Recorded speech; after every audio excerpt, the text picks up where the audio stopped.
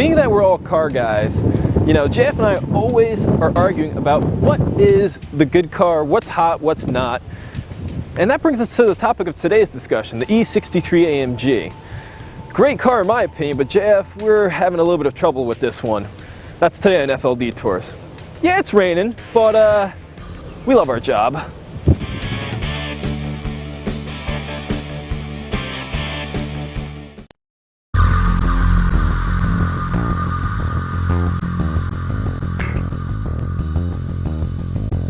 Okay, so the first thing you need to know about sports sedans with 500 plus horsepower is that they're all different. They all have unique characteristics, and they all cater to a different kind of buyer. For example, the CTS-V, it's kind of raw, has a supercharger, and always has that big whining noise like a ZR1 would. The E63 that we're driving today, for example, though, much more refined. The E63 is powered by a fantastic 6.3 liter V8. I say 6.3 is because Mercedes marketing department, they want to keep their tradition. Whether or not a 6.3, that's up for discussion. But it does make a beautiful 518 horsepower, 465 pounds-feet of torque, which is more than you'll ever need. And you know what? It sounds a lot like an American car, coupled with this insanely huge motor that barely fits under the hood. It's a 7-speed MCT transmission. And it has not one, not two, not three, but 4 modes. You have Comfort, Sport, Sport Plus, and full-on manual. I prefer the full-on manual because, you know, I like having the power. I'm a control freak and a few other little crazy things.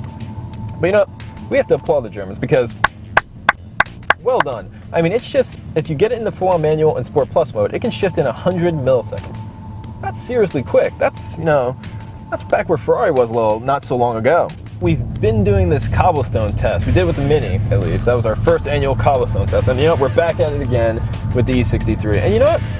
It's not so bad, especially in the comfort setting. The suspension, it's kind of handling it all right. I mean, when you go over a big bump, it's a little bit of chatter, but it's not too horrendous. And you know, I think that kind of speaks to the refinement of the E63. It can go in the city if you wanted to, unlike a Nissan GTR, which will be absolutely miserable. And now that I brought the GTR into it, I have to hit on a certain point. When you sit inside the GTR, you have all these mechanisms going on all around you. You hear the transmission, the differential, you hear all these things working around you. Now in the E63, it's so refined, you don't hear any of that stuff. It's kind of like a Swiss watch.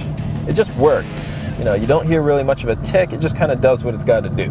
Being that this is a Mercedes Benz, you would expect it to deliver on the luxury front, and it does, in spades. I mean, for example, the seats. There's so much to talk about, I don't even know where to begin. They're active, ventilated, heated, massaging, and the bolsters tighten around you. But there's also a little bit of a negative point. I mean, the interior is a little bit chintzy. You know, I hate to say it, but it's true. It's not built like an S-Class, a CLS, or an SL. And I'm not sure if that's really what I'm looking for with 100 grand, because that's how much this car costs. And let's be frank, 100 grand is a lot of money, people. From a technical standpoint, this car has so much technology packed into it, I don't even know where to begin. It's got Distronic, which will make sure to keep spacing between cars with cruise control. It uses a sonar kind of guidance system, more or less. Then there's the pre-safe braking. It prepares the car in case there's going to be an accident. So it'll prep the brakes, seat belts tighten, the seats will tighten up on you as well, just to kind of keep you in place in the event of an accident. And then there's stuff like the rear view camera, which is pretty much standard in every car now. You got the lane assist.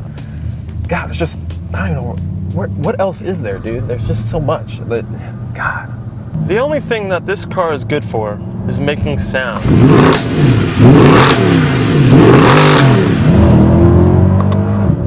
I don't care what Rich has to say. This car is a sound machine. That is all it is good for. You know, I've always loved AMG as a brand. I loved it when Mercedes bought it up because it was the performance division. It was something that was superb, something that meant something. The cars they used to build were great.